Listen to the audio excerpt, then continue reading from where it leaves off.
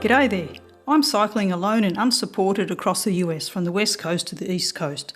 Now, it is a little known fact that a tourist travelling through an unknown land gathers up all sorts of fairly useless knowledge. I now know that a chain of 5 interpreters was needed for Lewis and Clark to have a chat with someone from the Salish tribe.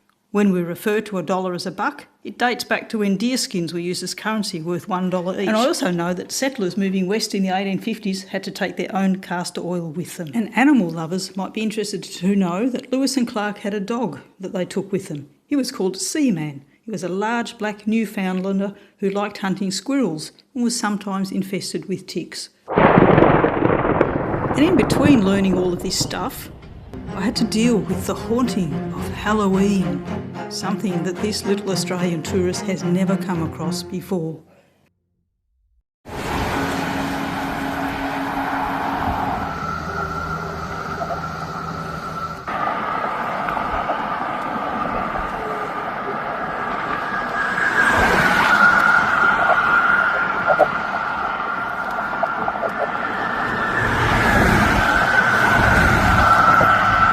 Before I ventured further into Illinois, I decided to have a few days off and be a tourist. I went to the Cahokia Mounds, which is the site of the largest Indian settlement in all of North America in pre-Columbian times, and I also went to the St. Louis Arch, which commemorates the thousands of brave souls who ventured west with their wagons some 150 years ago. Then it was time to move on. I started by cycling through an industrial area, but that's okay because every country has to have an industrial area unless we all want to live in caves and live off fallen fruit. And soon I got to an area of beautiful countryside. Down the bike path.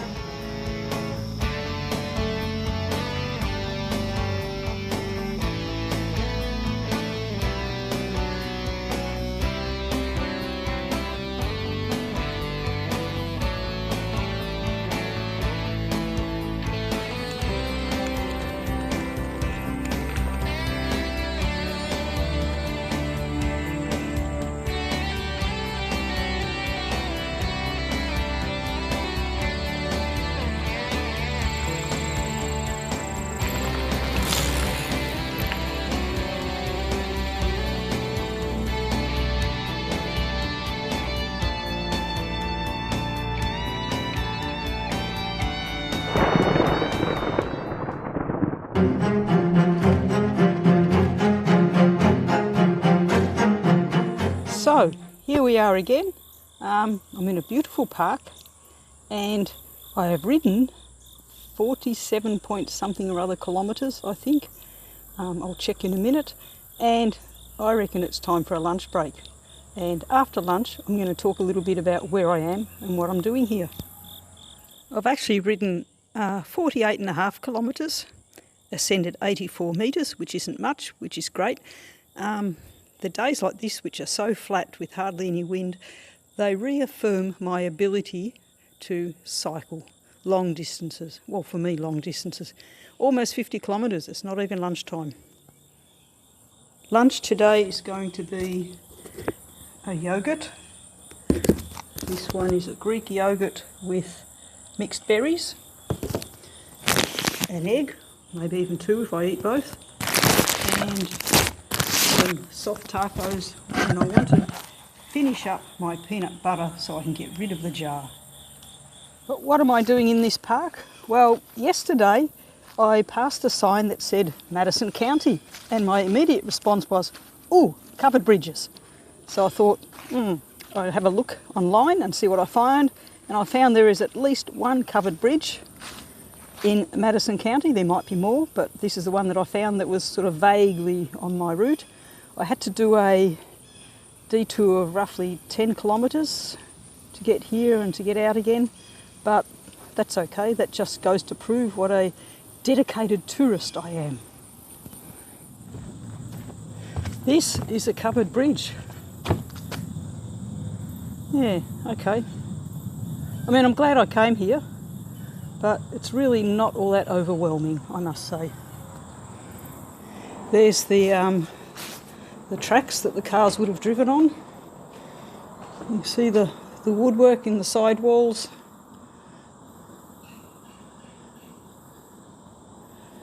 Woodwork in the ceiling. This is the same covered bridge from the outside, from the other side. It's interesting that there's the wooden driveway up to it.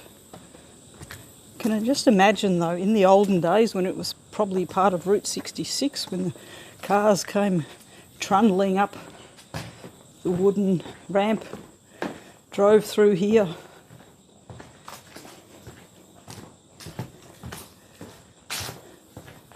And trundled down the other side. And there you have it. This is one covered bridge in Madison County.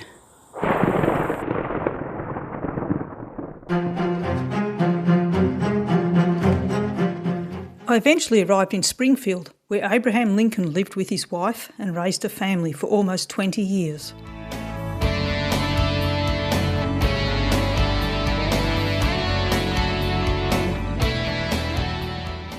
In between being educated about Lincoln, slavery and the Civil War, I spotted an Oldsmobile display and an awful lot of pumpkins. Something to do with Halloween, I think.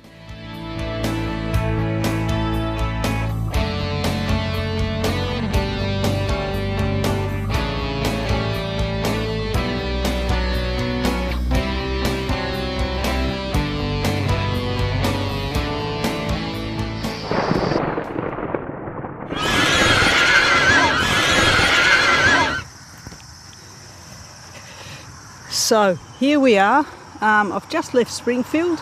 I've just done, 6 or 7 kilometres, and I'm on the way to Chicago. It'll take me, probably a week to get there.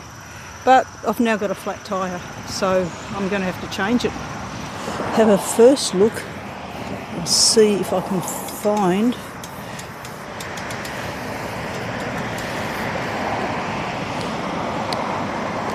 a reason for a flat tyre. I don't think that's anything. I think that's just a bit of, maybe it is something.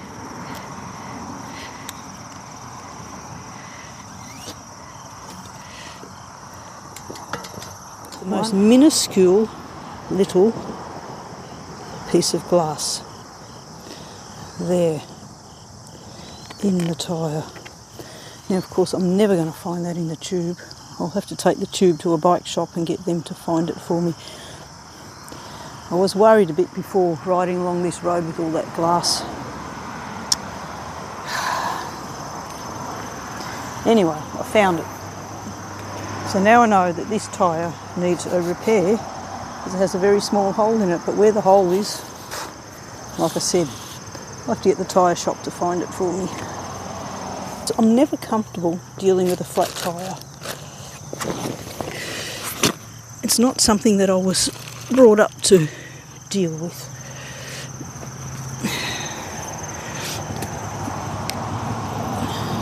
And I've had to learn it all as an adult, and I'm just not comfortable. But if I want to go cycling, I have to do it. So here we go.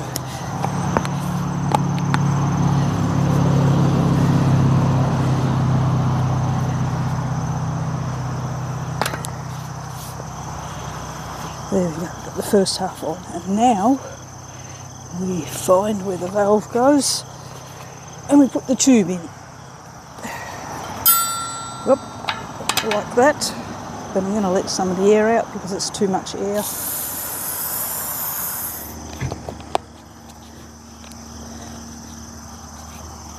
Right, now we get to the stage where I physically can't do it anymore by myself. I've been told we shouldn't use these things, but because you might pinch the tube, but I'm always very cautious that I don't pinch the tube. There, got it on.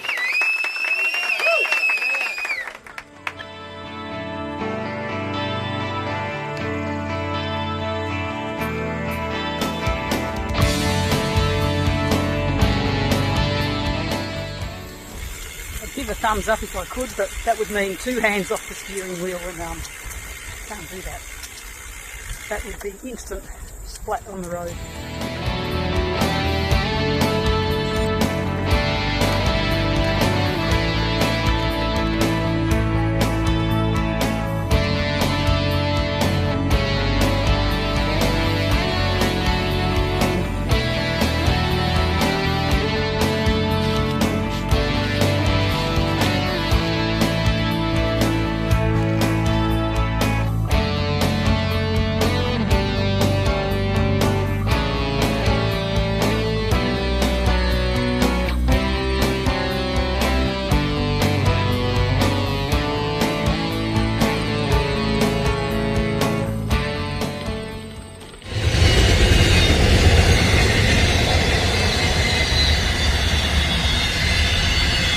The town of Lincoln had the world's biggest covered wagon, driven by Lincoln himself, of course.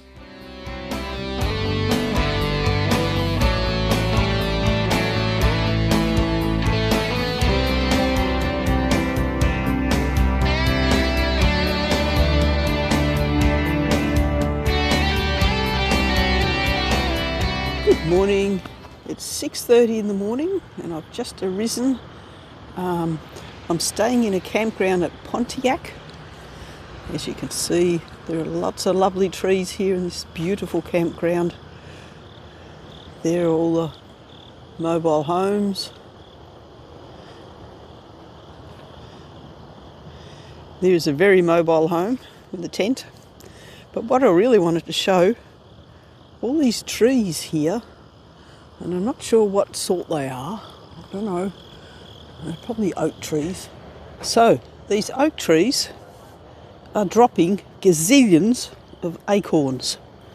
When I get closer to the trees, you will see they're all over the ground, to the point that last night when I was walking to the facilities, I started slipping and sliding because the ground is covered in all these little round balls. And you stand on one and it's a bit like being on roller skates. And because there are so many, they're just everywhere, so it's impossible not to stand on them. So, see, you slip and slide, and I have to be really, really careful when I'm walking to make sure that I don't land on my backside, because the ground is carpeted with them. And I've been wondering where the squirrels are, because I haven't seen any. And normally a park like this would have squirrels running around everywhere, because they're flat out gathering nuts and goodness knows what else to store away for winter. And there are no squirrels here. What on earth is going on?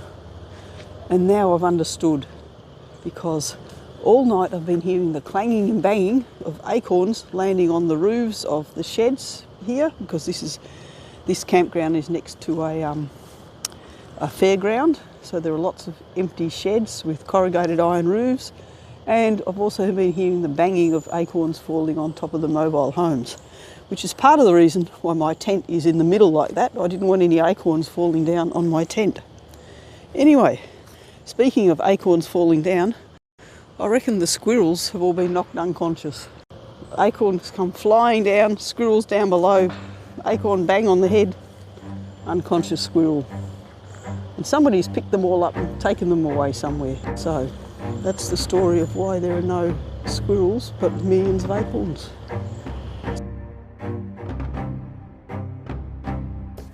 Folks, unfortunately this video is getting too long and definitely too silly. So maybe it's time to quit for now and keep going in the next video. Stay tuned for the next instalment of my fantastic journey across the states, whenever that comes out. Bye for now.